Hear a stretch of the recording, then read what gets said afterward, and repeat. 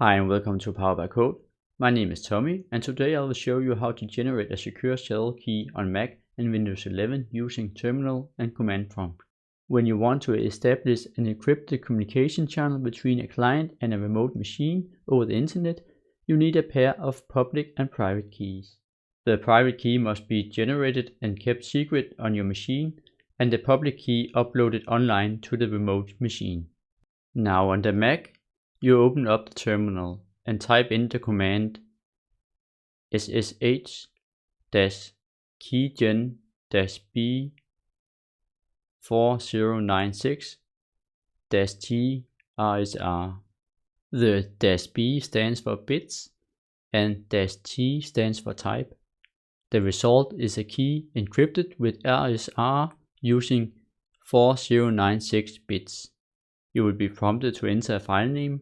By default, your keys will be saved as id_rsr and id_rsr.pub. Simply press enter to confirm the default. There is no need to change this unless you have multiple keys. Note, if you like to change the default file name, you will need to include the complete file path. When prompted, enter a passphrase. Every time you connect to a server, you need to enter your passphrase.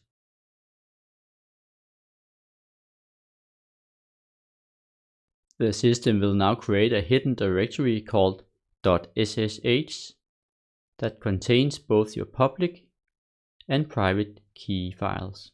If you want to see your public key, type cat.ssh/id_rsr.pub in the same terminal window. This will print your public key. Note, if you are not using the default key file name, please substitute your public key name in the place of id_rsr.pub. It is a good idea to back up your SSH keys and passphrase. You never know if your disk encounters some trouble and cannot boot up, or you're having trouble remembering your passphrase. Both your public and private key are in this folder. Back up by copying the folder to a safe place. On the Windows 11, you open up the command prompt and type in the command ssh-keygen-b 4096-trsr.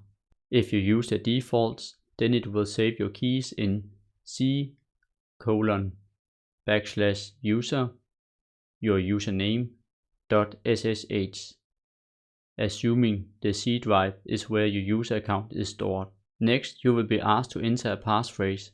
I highly recommend you do this to keep your key secure.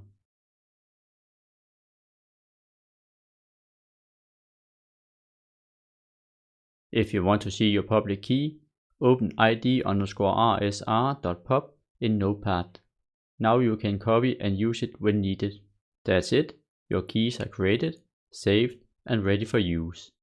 You will see you have two files in your .ssh folder, id_rsr with no file intention and id_rsr.pub.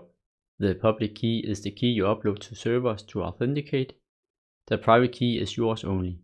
Do not share the private key with others. It is easy for you to create multiple keys for different sites if you need that. Say for example you want to use the default keys you just generated for a server you have on the 3-fold grid and you wanted to create another set of keys for GitHub.